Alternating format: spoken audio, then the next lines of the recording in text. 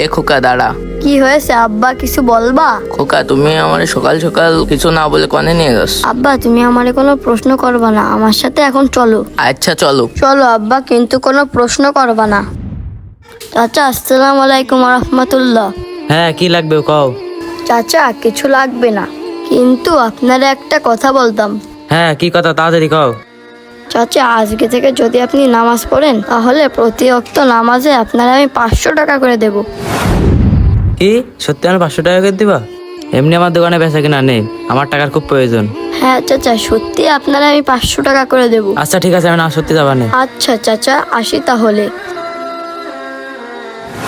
হ্যাঁ তাহলে ভালো হয়। এমনি বেকার বসে আছি, চাকরি বাকরি নেই, আর আমার বিয়েটাও তো হচ্ছে না, টাকাটা পালি ভালোই হয়।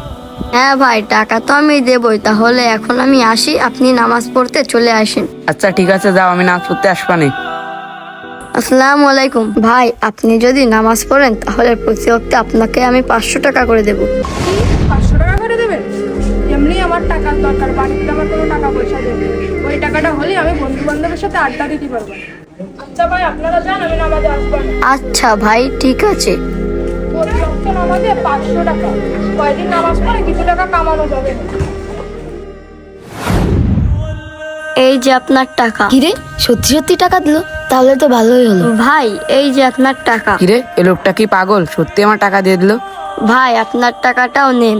যাক, টাকাটা ভাই ভালোই হলো, দোকানে কিছু মাল তোলা যাবে না।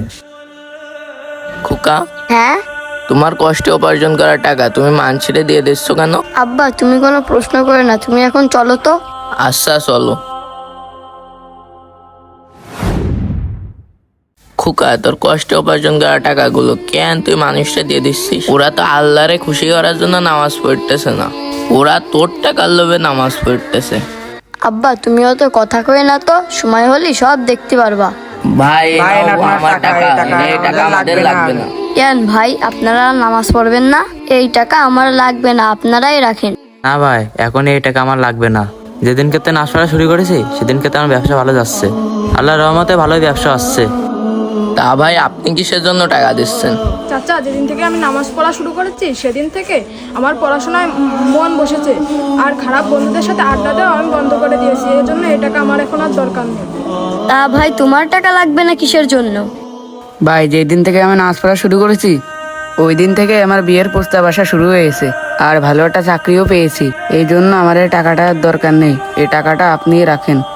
আব্বা তুমি এবার বুঝতে পেরেছো কেন আমি এদের টাকা দিয়েছিলাম? আপনারা আমাদের ভিডিও দেখে একটা জিনিসই বুঝতে পারলেন, সকল সমস্যার সমাধানই হলো নামাজ। আর নামাজই হলো ইমানের সূত্র, যা মানুষের আত্মাকে পরিশুদ্ধ করে।